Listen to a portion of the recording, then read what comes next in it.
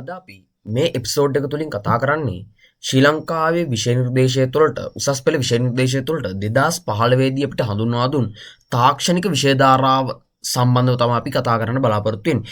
මෙහිදී උසස් පෙළ සඳහා තාක්ෂණික විෂය ධාරාව තෝරා ගන්නා දරුවන් සඳහා කොහොමද මේකේ පවතින විෂය තුල පවතින මොන වගේ කන්ටෙන්ට් එකක්ද පවතින්නේ, ඒවා ගැලපෙන්නේ මොන වගේ දරුවන් සඳහාද, ඒ වගේම ගත්තොත් එහෙම ඒකෙන් අපිට හදාරන්න පුළුවන් ඩිග්‍රී ප්‍රෝග්‍රෑම් මොනවාද, ඒ වගේම ගත්තොත් එහෙම අපිට උසස් පෙළ හරියට සමත් වෙන්න බැරි වුණොත්, එහෙම නැත්නම් අපිට උසස් අධ්‍යාපනය සඳහා කැම්පස් වලට යන්න බැරි වුණොත් ඊට අමතරව යන්න තියෙන්නේ මොන වගේ පාත් සඳහාද කියන එක පිළිබඳව අපි මේ වීඩියෝ තුලින් කතා කරන්න බලාපොරොත්තු වෙනවා. එහෙනම් අපි මුලින්ම බලමු මෙන්න මේ තාක්ෂණික විෂය ධාරාවේ හැදිලා තියෙන ප්‍රධාන විෂයන් කාරණා මොනවාද කියලා. එහිදී අපි තාක්ෂණික විෂය ධාරාව මුලින්ම තෝරගත්තොත් එහෙම අපිට අනිවාර්ය විෂයක් විදියට තාක්ෂණ වේදය සඳහා විද්‍යාව, එහෙම නැත්නම් සයන්ස් ෆෝ ටෙක්නොලොජි කියන විෂය අපිට අනිවාර්යෙන් කරන්න වෙනවා. අපි මේ වීඩියෝ තුළ ඉදිරි කොටසේදී අපි කතා කරනවා මෙන්න මේ තාක්ෂණික විෂය ධාරාව කියන, එහෙම නැත්නම් තාක්ෂණ වේදය සඳහා විද්‍යාව කියන කොටසේ පවතින්නේ මොන වගේ විෂය කරුණුද පිළිබඳවද කියලා. ඒ වගේම ඊළඟට අපි කතා කරනවා මේකේ අපිට දෙවෙනි කාණ්ඩයේ විදිහට අපිට තෝරගන්න වෙනවා එක්ක ජෛව පද්ධති තාක්ෂණ වේදී, එහෙම නැත්නම් අපි කියන බයෝ සිස්ටම් ටෙක්නොලොජි. ඒ වගේම ඊළඟට අපිට තෝරගන්න වෙනවා ඉංජිනේරු තාක්ෂණ වේදී, එහෙම නැත්නම් අපි කතා කරනවා මොනවාද ET කියලා අපි හඳුන්වනවා. ඔන්න ඔය කියන විෂයන් දෙක අපිට දෙවන සබ්ජෙක්ට් එක, එහෙම නැත්නම් දෙවන කාණ්ඩයේ විදිහට තෝරගන්න වෙනවා. ඒ වගේම තුන්වන කාණ්ඩය තුල විෂයන් ගණනාවක් පවතිනවා. ඒ විෂයන් ගණනාව තුලින් අපිට කැමති විෂයක් කරගැනීමේ හැකියාවක් තියෙනවා. බොහෝ විට සාමාන්‍ය මෙන්න මේ තාක්ෂණ වේදී විෂය ධාරාව තුළ ප්‍රධාන වශයෙන් අපි තෝරගන්න වෙනවා අනිවාර්යයෙන්ම තෝරගන්න SFT කියන විෂය ධාරාවත්, ඒ වගේම අපිට දෙවන කාණ්ඩයෙන් අපි BST කියන විෂය ධාරාව තෝරගත්තොත් එහෙම අපිට වැඩි වශයෙන් මේ BST විෂය ධාරාවත් සමග රිලේටඩ් වෙලා තියෙන ඇග්‍රි කියන විෂය. මේ දෙකේ අතර පවතින විෂය සාමාන්‍යයෙන් එක හා සමානයි වගේ අපිට අදහසක් ගන්න පුළුවන්. ඒ නිසා වැඩි හරියක් ළමයින් මෙන්න මේ ඇග්‍රි කියන විෂය තුන්වෙනි කාණ්ඩයෙන් තෝරා ගැනීමට ලක් කරනවා. ඒ හැරුණම ICT කියන විෂයත් තෝරා ගැනීමට දක්වනවා වැඩි කැමැත්තක් දක්වනවා ළමුන්. ඒ වගේම ගත්තොත් එහෙම ඊළඟට අපිට SFT කියන විෂයත්, ඒ වගේම ඉංජිනේරු තාක්ෂණ වේදේ කියන විෂය ධාරාවත් තෝරගත්තොත් එහෙම ඒ හා සම්බන්ධවම වැඩි වශයෙන් තෝරගන්නවා මෙන්න මේ ICT කියන විෂය ධාරාව තෝරගන්නවා. ඊට අමතරව ගත්තොත් එහෙම මේ මැතමැටික්ස් කියන කොටසත් වැඩි වශයෙන් ළමුන් තෝරා ගැනීමට ලක් කරනවා. ඊතර විෂයන් කැමති එකක් අපිට තෝරා ගැනීමේ හැකියාවකුත් තියෙනවා. මම කතා කරේ වැඩි වශයෙන් ළමින් තෝරගන්නා විෂයන් විදියට.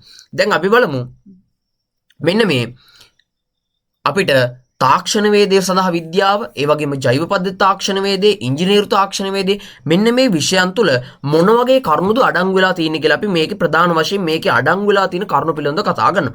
එහිදී මෙන්න මේ තාක්ෂණ වේදය සඳහා විද්‍යාව කියන විෂයේ මුලින්ම අන්තර්ගත වෙලා තියෙන ප්‍රධාන කරුණු තමයි එකක් තමයි මේකේ බයෝ අන්තර්ගත වෙලා තියෙනවා, ඒ වගේම මැතමැටිකල් පාර්ට් එකක් ඇතුල් වෙලා තියෙනවා, ඒ වගේම ෆිසික්ස් පාර්ට් එකක් ඇතුල් වෙලා තියෙනවා, ඒ වගේම කෙමිස්ට්‍රි පාර්ට් එකක් ඇතුල් වෙලා තියෙනවා, ඒ වගේම යම්කිසි ICT knowledge එකක්, එහෙම නැත්නම් අපි කතා කරන ICT පාඩමක් ඇතුල් වෙලා තියෙනවා. ඔන්න ඔය කියන කරුණ තමයි මෙන්න මේ තාක්ෂණ වේදය සඳහා විද්‍යාව කියන කොටසේදී අඩංගු වෙලා තියෙන විෂය නිර්දේශයක් විදිහට අපිට හඳුනා ගන්න පුළුවන් වෙන්නේ.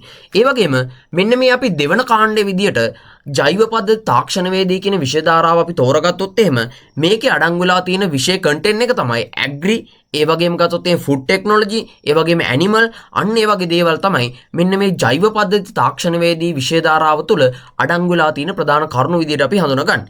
ඒ වගේම ඉංජිනේරු තාක්ෂණ වේදී කියන විෂය ධාරාව අපි උසස් පෙළ සඳහා තෝරගත්තොත් එහෙම මේකේ ප්‍රධාන වශයෙන් අඩංගු වෙලා තියෙන ප්‍රධාන වශයෙන් ගත්තොත් එහෙම ඔටෝමොබයිල්, ඒ වගේම ඉලෙක්ට්‍රිකල්, සිවිල්, ඩ්‍රෝවින්, ඉලෙක්ට්‍රොනික්, ඔන්න ඔය කියන පාත් ඇතුල්ලා තියෙනවා. එතකොට අපගේ කැමැත්ත පරිදි මේව තෝරගන්න පුළුවන්.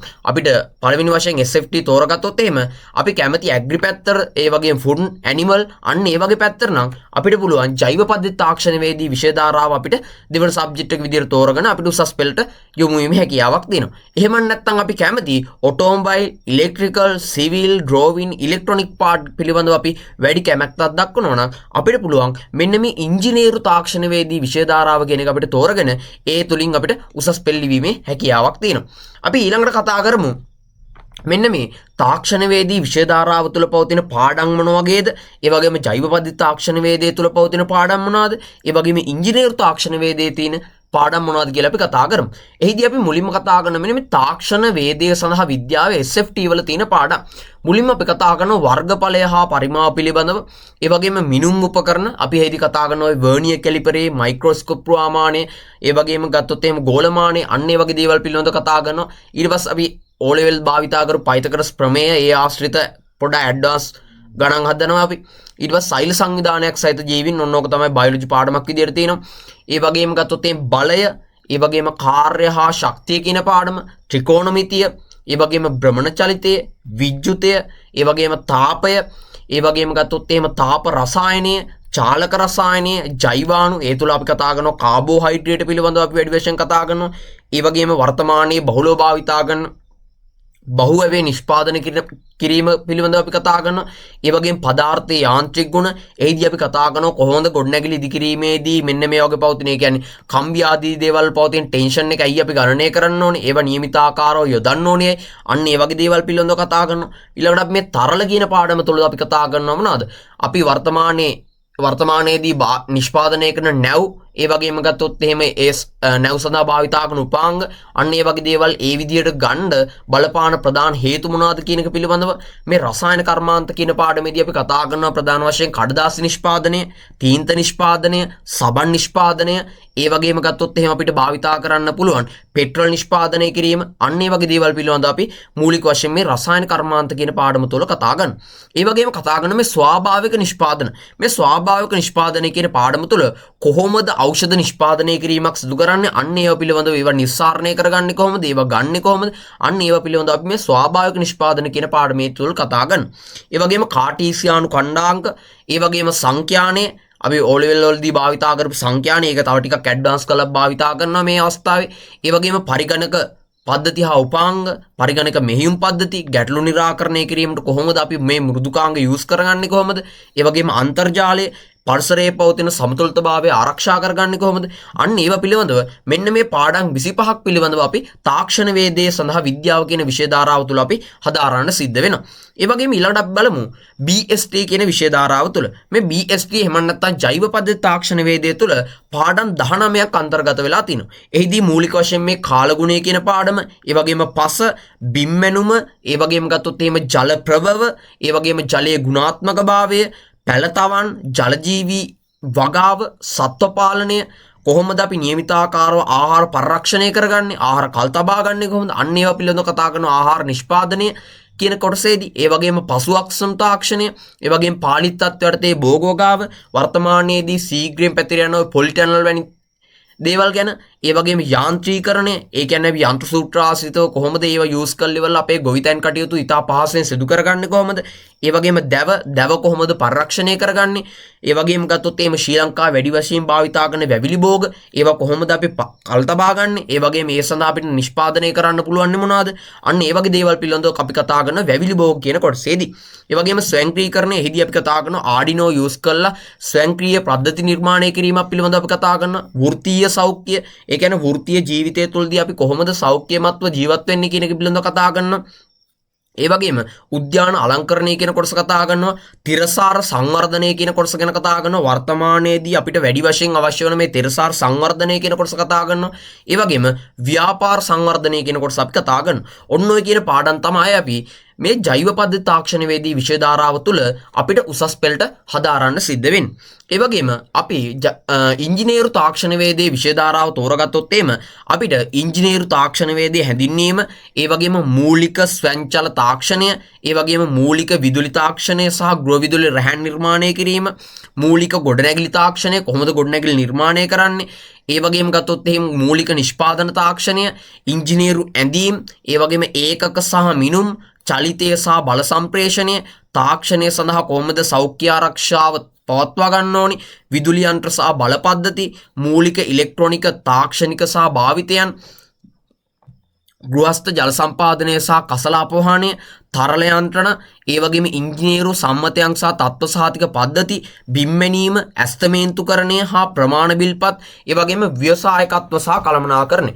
ඔන්න ඔය කියන කොටස් අපි කතා කරනවා මොනවද? මේ ඉංජිනේරු තාක්ෂණවේදී විෂය ධාරාව කියන එක අපි තෝරගත්තොත් එහෙම. එතකොට ඔයාලට පේනවා මොනවාද තාක්ෂණවේදී විෂය ධාරාව අපි අනිවාර්යෙන් කරන්න ඕනේ. ඊට අමතරව අපි වැඩි වශයෙන් කැමැත්තක් දක්වන්නේ මෙන්න මේ BST කියන විෂය ධාරාව තුළ තියෙන පාඩම් වලටද? එහෙම නැත්නම් අපි වැඩි කැමැත්තක් දක්වන්නේ මෙන්න මේ ET සබ්ජෙක්ට් එක තුළ පවතින පාඩම් වලටද? අන්න ඒක මත අපිට තීරණය කරන්න පුළුවන් මං උසස් පෙළට තෝරගත්ත අර තාක්ෂණවේදී කියන විෂය ධාරාව තුළ ඒකේ පවතින අනිත් දෙවන කාණ්ඩයෙන් අපි තෝරගන්න ඕනේ මොකක්ද කියන එක අපිට හරි අයිඩියා එකක් ගන්න පුළුවන් මේ වගේ පවතින මේ පාඩම් පිළිබඳව අපි අවධානයක් යොමු කරොත් එහෙම. අපි ඊළඟට කතා කරනවා මෙන්න මේ A level සඳහා අපි ET සබ්ජෙක්ට් එක තෝරගත්තොත් එහෙම ET සබ්ජෙක්ට් එක තෝරගෙන අපි වැඩි සෙට්කෝ එකක් දාලා ලංකාවේ යන්න පුළුවන්. එහෙම නැත්නම් අපි කියනවා තාක්ෂණ වේදීන්ගේ සිහින සරසවි. එහෙම නැත්නම් අපි කියනවා ජබුර කැම්පස් එකට යන්න තමයි වැඩි වශයෙන් මෙන්න මේ තාක්ෂණික වේදී විෂය ධාරාව කරලා වැඩිම ඉසඩ්ඩයක් තියෙන කට්ටිය ගන්නේ ශ්‍රී ලංකා ශ්‍රී ජයවර්ධනපුර විශ්වවිද්‍යාලය සඳහා. එතකොට මේ ශ්‍රී ජයවර්ධනපුර විශ්වවිද්‍යාලයේ ET සබ්ජෙක්ට් එක කරොත් එහෙම අපිට යන්න පුළුවන් විශ්වවිද්‍යාල විදියට තියෙනවා ශ්‍රී ජයවර්ධනපුර විශ්වවිද්‍යාලය අපිට මුලින්ම තියෙනවා ඉසෙඩ්කෝ එක වැඩිම විදියට.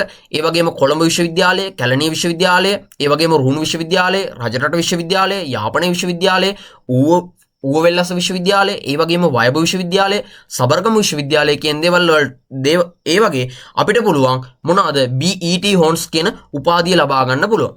ඒ වගේම අපි A level සඳහා ජෛව පද්ධති තාක්ෂණවේදී විෂය ධාරාව තෝරගත්තොත් එහෙම ඒකෙන් අපි ඉහළම රෑන්ක් එකකට ගියොත් එහෙම අපිට යන්න පුළුවන් ශ්‍රී ජයවර්ධනපුර විශ්වවිද්‍යාලයට යන්න පුළුවන්. ඒ වගේම කොළඹ විශ්වවිද්‍යාලය, නැගෙනහිර විශ්වවිද්‍යාලය, ඌවවෙල්ලස්ස විශ්වවිද්‍යාලය, රුහුණු විශ්වවිද්‍යාලය, වයඹ විශ්වවිද්‍යාලය, රජරට විශ්වවිද්‍යාලය, සබරගමු විශ්වවිද්‍යාලය, යාපන විශ්වවිද්‍යාලය සහ අග්නිදිග විශ්වවිද්‍යාල කියන දේවල් වලින් අපිට මේ BBST හොන්ස් කියන උපාධිය ලබා ගැනීමේ හැකියාවක් තියෙනවා.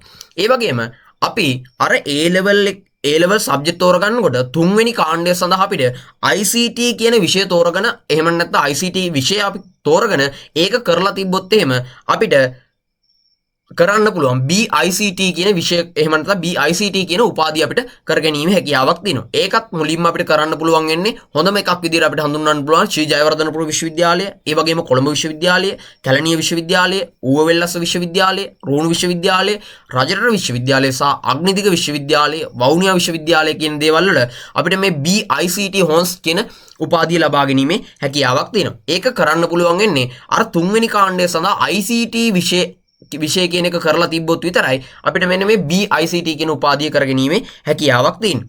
අපි දැන් බලමු විශ්වවිද්‍යාලය සඳහා එහෙම නැත්නම් මේ පාඨමාලා තෝරාගැනීමේදී කොහොමද මේ වගේ තියෙන පාඨමාලා කියලා ශ්‍රී ලංකාවේ විහිදලා තියෙන විශ්වවිද්‍යාල පද්ධතිය තුළ මොන වගේ පාඨමාලාද තියෙන්නේ කියලා අපි හඳුනා ගන්න ඕන. ඒදී අපි බලමු මෙන්න මේ ඔටෝමොබයිල් ටෙක්නොලොජි කියන එක ශ්‍රී ජයවර්ධනපුර විශ්වවිද්‍යාලය සහ යාපනයේ විශ්වවිද්‍යාලය කියන දේවල් වල තමයි තියෙන්නේ. ඒ වගේම නැනෝ ටෙක්නොලොජි කියන එක තියෙන්නේ වයඹ විශ්වවිද්‍යාලය. ඉලෙක්ට්‍රිකල් ටෙක්නොලොජි කියන එක තියෙන්නේ මොකද්ද?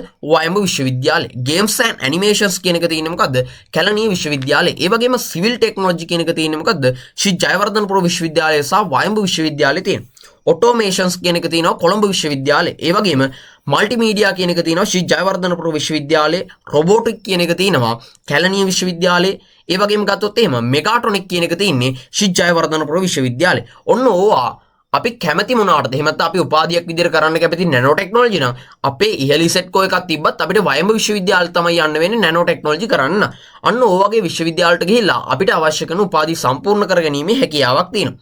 ඒ වගේම අපි බලමු අපිට උසස් පෙළ සඳහා නියමිතාකාරව හරි රිසල්ට් එකක් ගන්න බැරි වුණොත් එහෙම අපිට ඊට අමතරව යන්න තියෙන පාත් විදිහට අපිට හඳුනා ගන්න පුළුවන් යුනිවර්සිටි කොලෙජ් කියන එක. යුනිවර්සිටි කොලෙජ් වලට ගිහිල්ලා අපිත් ඒත් හයි නැෂනල් ඩිප්ලෝමාවක් එහෙම නැත්නම් ඩිග්‍රියක්ම ලබා ගැනීමේ හැකියාවකුත් තියෙනවා. ඊට අමතරව ජාතික අධ්‍යාපන පීඨය මගිනුත් මේ තාක්ෂණවේදී විෂය ධාරාව සඳහා කරපු ළමුන් සඳහා ඒ සඳහා අවශ්‍ය කරන ඩිග්‍රී ඒ වගේම ගත්තොත් එහෙම ඊට අමතරව හයි නැෂනල් ඩිප්ලෝමා අන්න ඒ වගේ දේවල් ප්‍රදානය කරන්න තියෙනවා. එතකොට අපි කතා කරා මෙන්න මේ කොටස තුළ කොහොමද තාක්ෂණවේදී විෂය ධාරාවක් අපි නියමිතාකාරව තෝරගන්නේ? ඇයි අපි තෝරගන්නේ? ඒ සඳහා ඒකේ පවතින කොටස් අපි එහෙම BSTද ICTද කරන්න කියන එක තෝරගන්නේ කොහොමද? ඒ වගේම ඒ තුලින් අපිට ඉදිරියට යන්න පුළුවන් පාත් පිළිබඳව මොනවද කියන එක අපි මේ වීඩියෝ කොටස තුලදී කතා කරා.